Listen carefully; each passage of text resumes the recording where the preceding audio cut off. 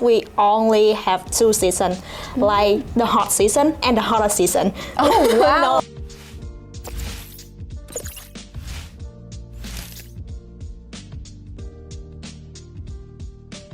Good afternoon, everyone, or good morning, or good evening, depending on what time you're watching this. Right now in Vancouver, British Columbia, it is about 2:20 in the afternoon, and it is freezing. I keep hoping that the cold will start to go away, but my wish never comes true. And the closer we get to December, the worse it seems to get. Alas, as we learned in our interview with Nagisa about the winter season in Japan, it's not just Canada that has to deal with the cold. Today, we're going to explore some more of these differences between countries by taking a look at winters in Vietnam. To learn more about winters in Vietnam, let's go and have a chat with Trissy. Hello! Would you like to go ahead and introduce yourself? For sure. Hi guys, my name is Trissy and I'm Vietnamese. And thank you so much for inviting me today. I'm so excited for the interview. I am so excited to interview you. I'm so excited to learn more about Vietnamese culture. For sure. Thank you so much for joining me today. You're welcome. So to start us off, why don't you go ahead and tell us about what the winter season is like in Vietnam? It just kind of like so complicated in Vietnam because like we are different in different area. Just kind of like in the north, how to say it, like in the north it's more complicated because like we have 4 seasons, just kind of like here. We have spring, summer, fall and winter, but like opposite to the south we only have 2 seasons, like the hot season and the hotter season. Oh wow. No. So it's just hot and hotter.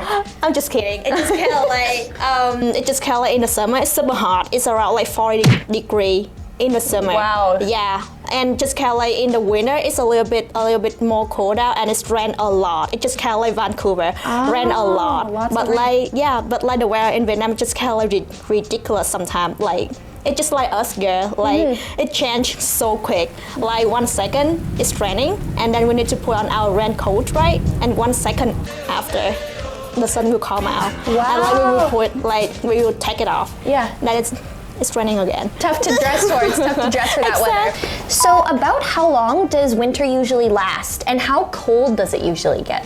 So like as I told you, we only have winter in the north. Yeah. So I'm just gonna talk about the north now. Like it just kind of like it depends. Like usually it lasts for around like 4 months, but sometimes it's like longer or like shorter. It depends. Yeah. But like the winter in the north is pretty tough because like we don't have heater. So is there any sort of specific type of clothing that you wear in the winter? No, actually we just kind of like wear very thick jacket. Yeah. And then like inside we wear like 3 or 4 layers. Yeah, like you mentioned, lots of layers. And like also for shoe, we wear lots of layers of sock too. Yeah. Yeah, and that is just like how we deal with it. Do you have any signature winter foods or drinks?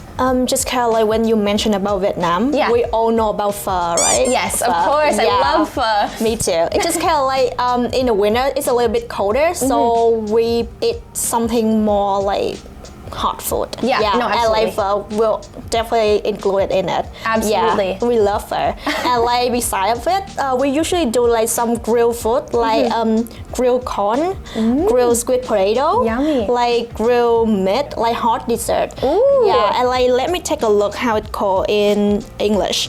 It's called sticky rice bowl dessert. Okay, I've heard of sticky rice. So. Yeah, that one is like inside it, like outside is like the rice powder, and like we mix it with water. I don't know, like but like but like inside it is like mung bean or like red bean, like those kind of bean that people can put inside. Cool. And then like we eat it with sugar water and with ginger. Yeah. Interesting. That sounds delicious. I would love to try all of those things. Yeah, but it's really fat. But it's okay. That's okay. It keeps you warm in the winter. Exactly, and it's winter, so you need to be fatter. Of course. No, that's what I was thinking.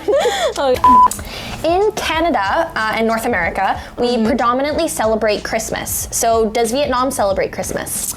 Not really. Christmas is a little bit more trendy recently. So like for people, we like in the shopping mall or like on the street, we usually put like a very big Christmas tree for everyone just kind of like come and hang out, like take picture and like post it on social media and stuff. Yeah, that's it. But like personally, we don't really like build the pie tree in our house. Oh, okay. Yeah. So there's no like tree with the presents under it sort of thing. No. Yeah, but like just kind of like for some family, like my family, my parents, they usually like ask someone to be, not ask someone, but like pay someone to be like the Santa Claus and like come to our house to give like a present for us. Well, since you don't really celebrate Christmas then, is there anything that you celebrate instead?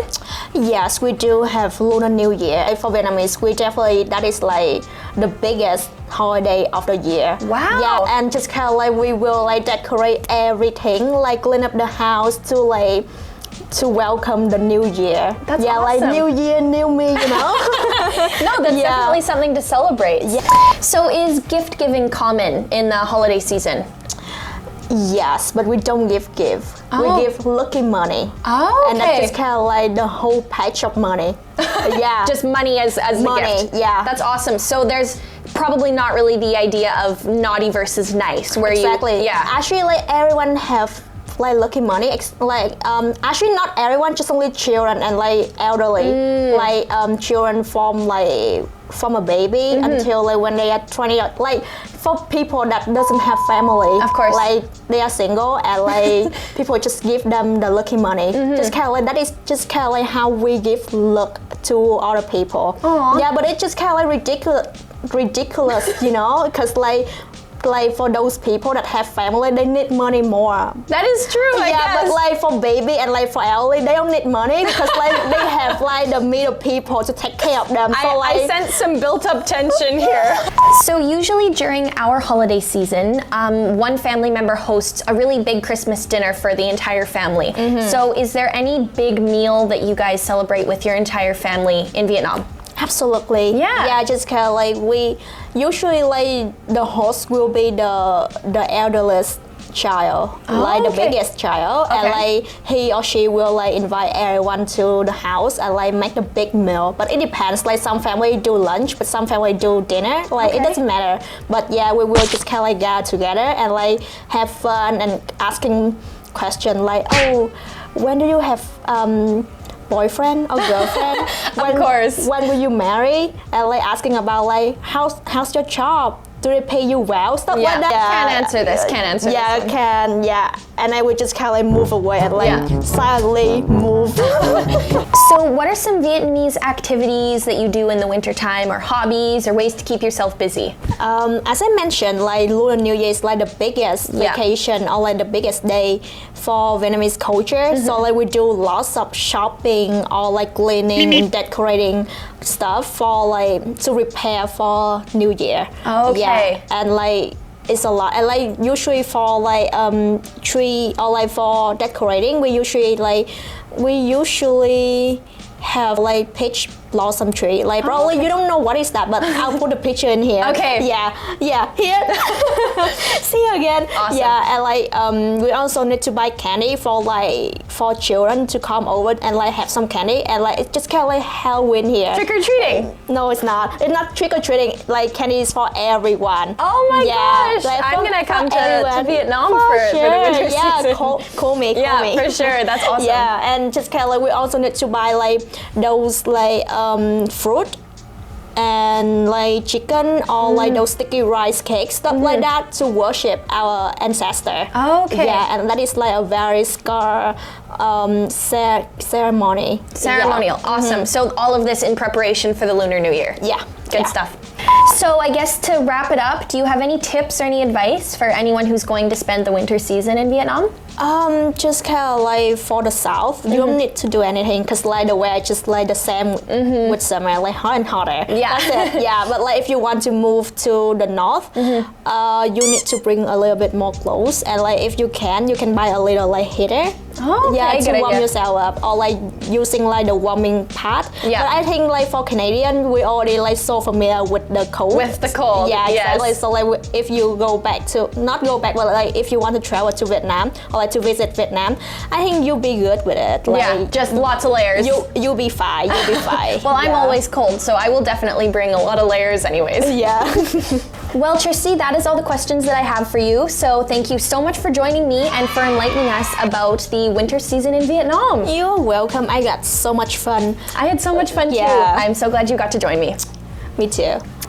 So far, this interview series has shown me that while there are many differences between Canada and other parts of the world, there are also many similarities.